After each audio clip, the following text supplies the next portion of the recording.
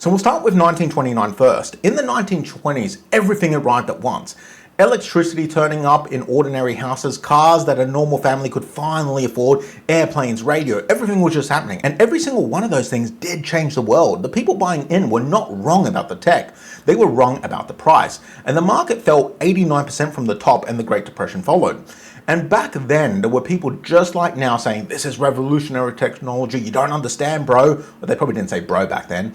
It's just going to keep going up, the world's changing. But the bubble always bursts. Then the year 2000, that's the other example. The internet was real. Obviously it was real. You're watching this video on the internet right now. But most of the companies weren't making any money. And the Nasdaq, which is packed with tech companies, that's what the Nasdaq is essentially. It's an index of tech companies.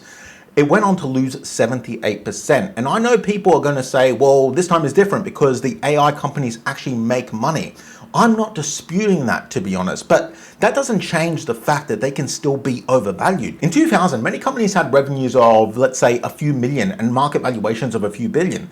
Today, the biggest AI companies have revenues of tens of billions and market valuations of over $1 trillion for some of them, which is obscene. So we can still get a 2000 style crash. And a lot of people don't know this bit. When the Nasdaq crashed, it did not come back to its all-time high for 15 years. So imagine you bought the top of that bubble.